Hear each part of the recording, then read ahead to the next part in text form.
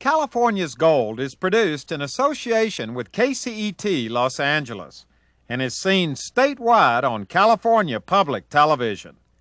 This series is endorsed by the California Teachers Association, the California School Boards Association, and the California Library Association. Well, hello everybody, I'm Huell Hauser, and you know our state is filled with buildings that are true California treasures. They're architecturally impressive, they're culturally important, and they are filled with history. Over the years, they've become honest-to-goodness California icons.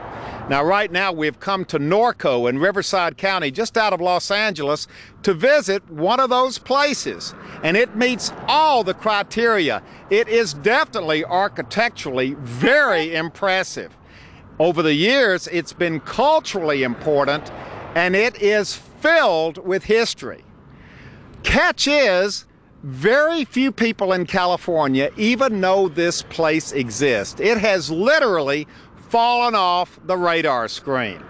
Well, we're getting ready to correct that because we're going to be spending the whole day inside this iconic building, which is very much a part of California's gold.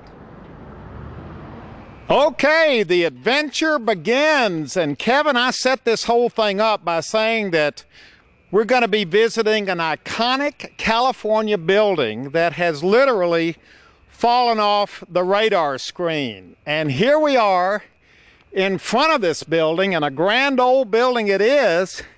Explain to all of us exactly where we are and why this building is truly iconic.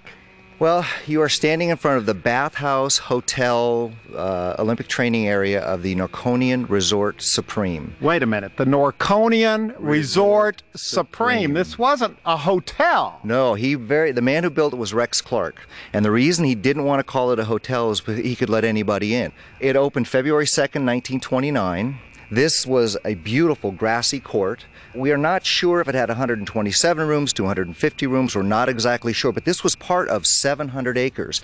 This has a lake, it has a pavilion, chauffeur's quarters, garage, all kinds of things. And if you were a movie star in 1929, 30, 31, you came here. In the 30s, MGM had their annual picnic site here. Fox had their annual picnic site here. Why Norco? Because well, this is kind of capital of California. Yeah, the lettuce capital. That makes perfect sense. No, really, how would he get people to come out here, especially back then? Well, this was kind of out in the sticks. That was a problem. What happened was Rex Clark married Grace Scripps, who was the daughter of James Scripps, who started the whole Scripps dynasty. He got the 15 square miles of Norco on somebody owed him money, so they gave him the 15 square miles. He took 600 acres, which is what you see here. The rest of it he began to develop as poultry farms. Well, while he was building his house here, which he actually lived in the second largest estate in Pasadena, this was his summer place here, he found hot water. And he went, my God, hot water. He said, I can build a resort. So in the middle of nowhere, the poultry capital of California, the melon lettuce capital of California, the man decided to build the greatest resort ever built on the West Coast. Now that's a big statement you just made. The greatest resort ever built on the West Coast. And standing here looking at it now, you would never know that. It's obviously seen its better days, but back then, it must have really made a statement. Did people all over California and all over the world know about this place? When this hit, it was everywhere. The man spent thousands. It was in the LA Times, the New York Times. Charlie Chaplin, Buster Keaton, Babe Ruth were all regulars at this hotel. The bad news was he opened in 1929, which was, 8 months before Black Tuesday. Yeah. He never recovered from the Depression. So this was his dream. This was his dream. This was his place where he was going to be. He brought in the greatest architects, interior and exterior. He brought in the best craftsmen. At one point, he had the highest payroll when he was building this in all of Riverside County. He paid $25,000 a week, which, believe it or not, was astronomical in those days. Well, you can still tell from the outside of the building. It still makes a statement, even though it's faded today. You can almost just stand here and go back in time and feel like what it must have felt when you walked in this entranceway. And when you go inside, you will see things you simply will not believe. It's like walking into 1929. That's what we've been waiting to do. Yeah. Walk inside. Inside the lobby, it's echoey in here. There's no electricity in here, but you quickly get the sense that when you walked in this hotel, there was a lot to see and do. Yeah, the tile on the floor was all manufactured in Norco. The interiors were designed by the greatest interior decorator of the 1920s, A.B. Heinsbergen. He came in with his crew, probably 200-300 people came in, and they painted all the ceilings, the walls, put in the tile. They got the tile, the decorative tile from Catalina. Now we're coming into what's called Peacock Alley. Peacock Alley. Right. And what was here? Well, on the right-hand side was a cafe, and after Prohibition it became the bar, and on the left was a changing room for the Olympic pools, which are through those doors. And what you would do, I guess you'd get in your finery and walk down Peacock Alley. This was all open, and people would look at you. Look at this vaulted ceiling up here. Just beautiful. And it's got all kinds of, as you can see, geometric shapes and things like that. I mean, literally A.B. Heinsbergen would come in, and first he would have a person come in and do the rough work, and then he would come in and finish up and do the finishing touches. It's just stunning. And examples of his work are all throughout this hotel. But how this survived, it's like walking into 1929. Even the fixtures are all handmade, probably on the site. There was no electricity in Norco. They actually built a power plant just for this. They probably had those big wheels that they ran electricity and literally manufactured all of this stuff on site. Pretty much everything in the hotel, except for the Catalina tile and a few other things, were made in Norco. We're standing at the front desk, and there's a great old picture of Walt Disney and his wife standing right here. That's right. 1937, he wanted to give a gift to all of his employees. They just finished Snow White. So he wanted to give them a party, and the Norconian was available, so he rented the whole place for a weekend. And you have a bunch of guys working for 5 years on one project, and all of a sudden they have free time and money and booze. All of a sudden he had one gigantic, it's a very famous party where you had horses riding up the hallways and people falling out of windows. And, you're kidding. Oh, unbelievable. This does not sound like Disney. No, and in fact, the story goes, and I've done quite a few interviews, if you mention that party to Walt Disney, who left because he didn't want to get in trouble, if you mention that party to him before he died, he would fire you. So Disney left, but his employees stayed. Yeah. Now we're standing in front. Look at this. This is part of the famous Catalina tile. This is Catalina tile right here. Look at this. Yeah. This is just spectacular. Yeah. Original Catalina tile. There's some more over here on the steps. This is Catalina, and then this is made in Norco and Corona. Wow. So there was a lot of tile. That's right. In this building. That's right. Another hallway, and I love these arches that you walk through. And look at this. Look what we've come upon right here in the hallway. Another example of these amazing light fixtures. Heinsbergen Art Deco. Again, these were probably made right here on site. What's really interesting is during the Depression, the man who made these light fixtures sued Rex Clark because he was never paid. That's an outstanding bill, still waiting to be. Here's another light fixture. Boy, it's got a great feel to it. Walking down this hallway, all the original light fixtures have stayed, and now we're coming into, well, what is this right here? Look at this one. That has been identified as a Tiffany chandelier, Mediterranean mission style chandelier. And look at the ceiling up here, the way it's all been painted and designed. This was the lobby into probably one of the better rooms in the entire resort. Yeah, let's walk in through the big iron gates here. Handmade iron gates into this room. And I've been to a lot of magnificent rooms in California, but this one is as grand as any room I have ever been in anywhere in our state. Really, it's absolutely amazing. Again, A.B. Heinsbergen is the one that did this. All hand-painted ceilings. Look at these ceilings. Oh my gosh, what was this? This was the main dining room? This was the grand dining room, absolutely the grand dining room. And I have a wonderful photograph of Rex Clark actually sitting right there on the night it opened, February 2nd. all handmade chandeliers. And what's interesting, even the mica in the bottom is still in the chandeliers. Well, we're talking a lot about the light fixtures, but that's okay because they're certainly an important part of all this. But look at the design of the windows, the way they were, you know, they're not just square or round windows. They all have their own design element. And there's a little balcony up there. What was that all about? Well, you know what? The story that I've heard from the old-timers, and most of the old-timers couldn't afford to come here. But I am told that Bing Crosby, Al Jolson, they all would come and they'd be here golfing and things, and they'd actually sing from that. There used to be a piano up to the right-hand side. So they would sing to people right while they were having That's right, dinner. for free. Just to be here. Even the tile on the ground, the black tile is from Belgium. It's extinct. You cannot get it. It's gone. This is it. This is original tile. This is the original tile. And if you notice the Art Deco shapes, for instance, behind the fixtures. Right here. What that is he had a duct system. He had giant swamp coolers that are still there to blow air conditioning throughout the resort. That's what these are. And then even the grading, they're just fabulous. Art Deco examples. Even these things. This is all original. Wow. Well, let's get a slow pan around, Cameron, just to look at this. Because I don't know whether the camera can do it justice or not, but this room is overwhelming in its size, in its scope, in the way it impacts you when you're here. And you can literally take yourself back in time and imagine what it must have been like to be seated here and having a meal back in the heyday of this resort, if these walls could talk. You know, I mean, just the movie stars alone, Gary Cooper, W.C. Fields, John Barrymore, Irving Berlin. The night that the Corona Theater opened in nearby Corona, they had the night of 100 stars. This room was packed for that grand opening of that theater.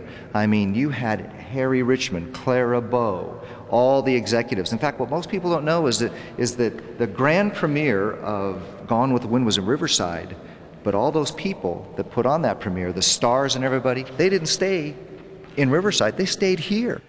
I feel like taking a shower. And when you came to the Norconian Resort, you got a shower, didn't you, Kevin? Yes, you did. The first thing you did before you went to the bathhouse, and there was one for men and one for women, was you had to stand under a 17-head shower and be clean. Look at this. There's one head above us, and then look, we've got 16 of these heads that totally surrounded you.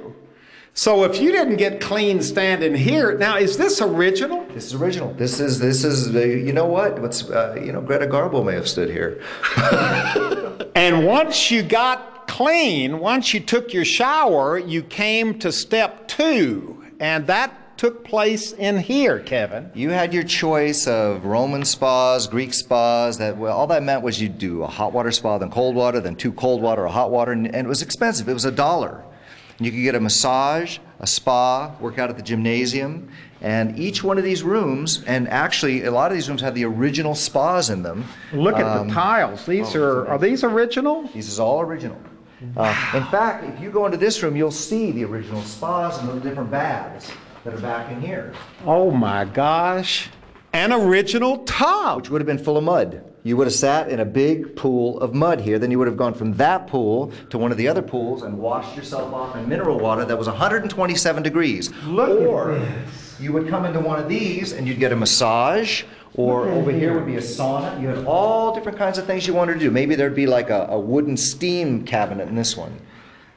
So this place was always packed. Each one of these little rooms would have been filled with somebody taking the waters. With one of your own assistants. For another $1, you had your own person walking you through the entire process. Was that one of the real attractions of this place? The spa part of it, the waters, the massage, all of that? The owner's claim was this had the finest mineral water outside of Europe.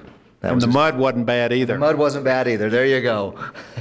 Coming down the stairs, I'm not sure I ever know exactly where I am in this building. How many floors are there? I'm not really sure. Some people say 5, some people say 7, but there's so many nooks and crannies and little towers, it's really hard to know. Well, we're on the ground floor right now, standing here because you wanted to show us this. Yeah, this is the lobby to the ballroom, and that is an actual A.B. Heinsbergen painting. From 1928. And this is not good. Yeah, that's water damage. Unfortunately, the flat roofs aren't being pumped out anymore, and so more and more water damage is starting to destroy the artwork. Another spectacular light fixture here, but in here...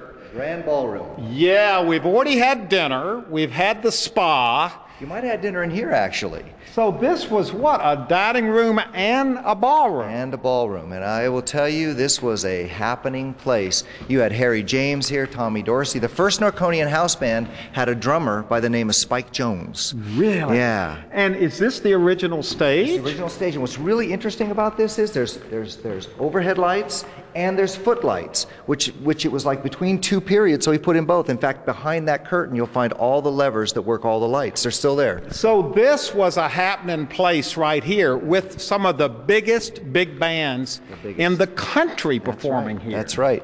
And it was also there was just a lot, it wasn't just movie stars that were here, but very wealthy people, bankers, big Riverside Chamber of Commerce meetings. Look at the ceiling again, all of this hand painting. All hand on the painting. Ceiling, these huge, beautiful pieces of wood. One of a kind. He really didn't spare any expense when he built this place, did he? He said it would cost $1.5 million to build in 27, and as near as we can tell, it cost $4.5 to finish. In 1927. Finished in 29. Are we standing on the original? Sprung floor.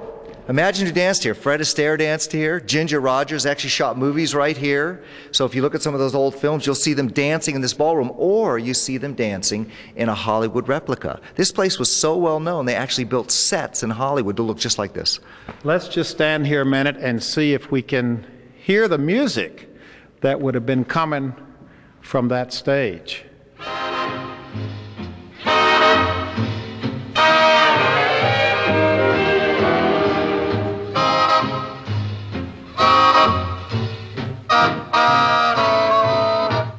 We're at the pool, and we are at a pool, or at two pools, that definitely made a statement, Kevin. Yes, this was the only AAU qualifying pool in Southern California until the 1930 Olympics. It opened May 1928, and Cecily Kuna actually set the world record that day for the 400-meter swim. If you swam or dove in the 28, 32, 36, or prepared for the 40 Olympics, which they didn't have, you swam in that pool. The greatest swimmers and divers of the day swam here. Now, what was all this seating for up here? People wanted to see it. They wanted to come and see the Olympians. Remember, we were still the chicken capital of California, and people would come here and watch these great athletes. And also, if you were a guest, you got to swim in the pool. The other thing they would do is they would come and do diving demonstrations. And there's actually a lot of people still alive who they were called Norconian high divers. They'd get set on fire because at the end of this pool, there were... Right down here, there's a diving pool. Right. And it's a deep diving pool too. 15 feet. Kind of a funny story. Johnny Weissmuller was the greatest swimmer of his day, but he never competed at the Norconian. But there's a story in 1938 when he was under contract with MGM that you had this gigantic high dive that was here, and he and Buster Crabbe, who was another actor and star and Olympic athlete, decided to put on a diving demonstration. And they did it between martinis, fully clothed. Fully clothed? Yeah. So right here. Right here. And see, you never knew what was going to happen when you came to the Norconian. You could be serenaded by Bing Crosby from the balcony in the dining room, in the ballroom. You could come out here and see Weissmuller and Buster Crabbe fully clothed diving into the pool. Or you could see Amelia Earhart doing practices and landings on the airfield he had right next to it. Or Will Rogers and Wiley Post landing their planes and working on their motors. Now we've come to a new part of the hotel. This was not original to the original Norconian Resort. No, this was built in 1943. This was an additional wing. Just prior to December 7th, the United States Navy came in and began to take hotels. And on December 8th, they all went into service as hospitals. And this became the United States Naval Hospital in Corona. For some reason, they left out Norco. And they began a massive building project, of which this is one of them. And in fact, on completion of this building in 1943, Eleanor Roosevelt actually came to visit this site. And, so this became a Navy hospital, right after the beginning of World War II. World War II. And this was the polio hospital for the West Coast. It was also, it had isolation wards that they built for tuberculosis and malaria. One of the first places they used penicillin to treat those. One of the first places later that they began to treat polio here. Also for men that lost limbs, it became one of the pre-eminent rehabilitation hospitals. So this was a huge naval hospital. 1945, there were 5,000 patients here. There's the seal right there, Department of the Navy, Bureau of Medicine and Surgery. That says it all right there. That's the second chapter in the Norconian Resort history. It was a naval hospital. And now for another chapter in the Norconian Resort history. We've just heard about part of the hotel becoming a Navy hospital in the 1940s. Now I'm standing with Mike Brownell. Okay, Mike, tell us what we're looking at right now, because this is very interesting. Well, all these buildings down here, the barracks, were built by the Navy in the early 40s. And in 1962, the California Rehabilitation Center was opened up as a narcotic substance abuse program, and it houses inmates. So you've got how many inmates here today? About 4,000. And they have been here since the 1960s. This has been a prison. Yeah, it's one of 33 prisons in the state of California. And you're utilizing the old Navy barracks from World War II, and at one time you were actually utilizing the old Norconian Resort building where we've just been itself. Yeah, the resort building itself is over 200,000 square feet, and we used it for administrative offices, and we had some other educational programs for female inmates, because up to a year ago, about a month ago, we house both male and female inmates here at CRC. Now, why aren't you still in the old hotel building?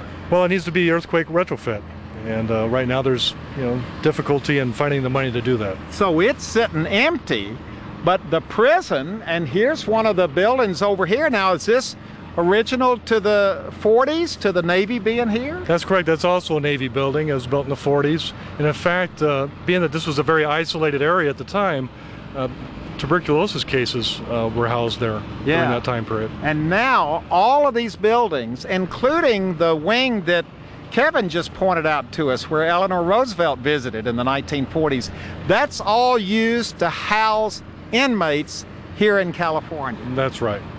Another part of the Norconian Resort story is this beautiful building called the Pavilion, which makes quite a statement on the outside. But look at the inside. Look at the ceiling of this place. Kevin, what is the Pavilion all about? This was a place where you had dances and parties and big dinners and formals and high school reunions, all kinds of things. And yeah, because there weren't enough places to do it up in the hotel itself. They had to have another one down here. Well, this was actually, what they'd do is they'd open up all the windows. There was no air conditioning, and the breeze would come through. And so summer nights, this is where you had your open air dance. Also, a lot of films were shot in this room.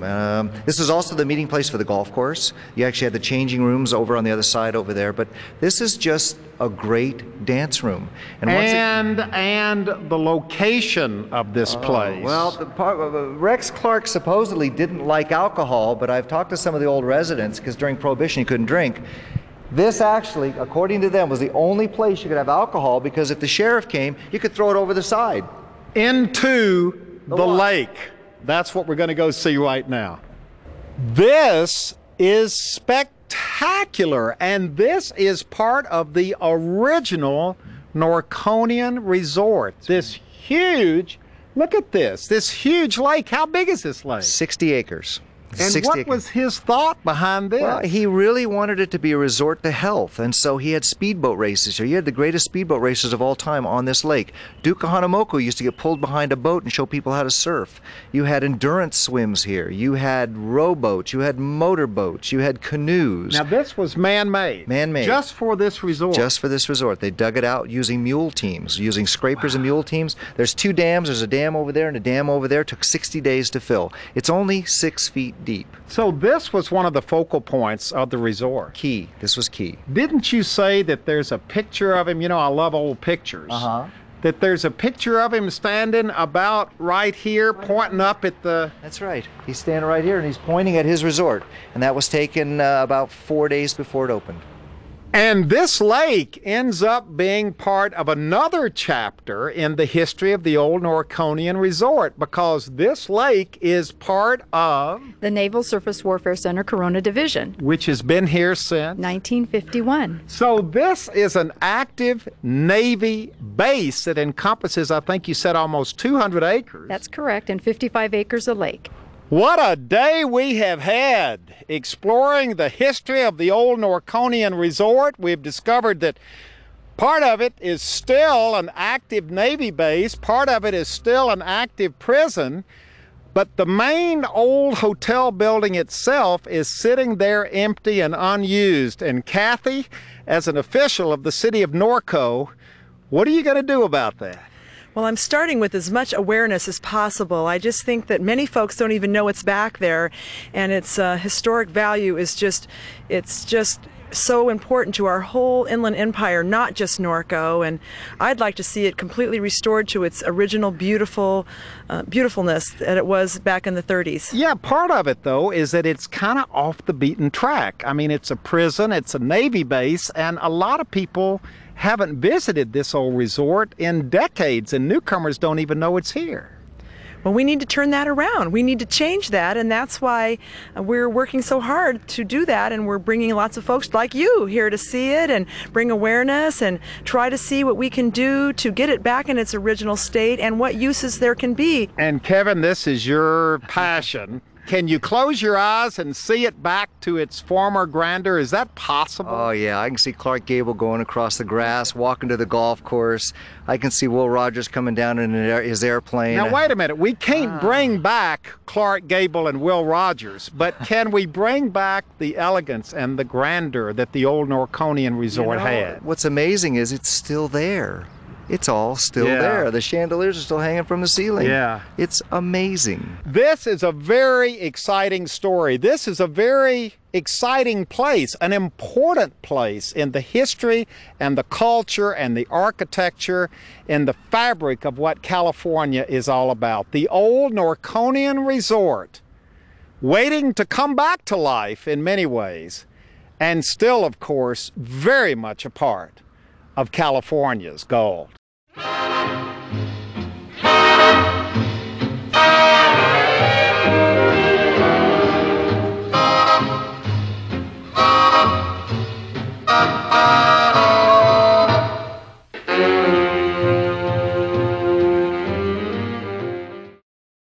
The grand old Norconian Resort, full of history and almost forgotten.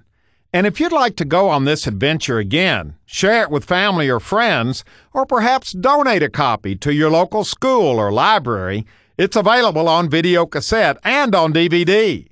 All you have to do is call 1-800-266-5727, and we'll be glad to send it to you right away.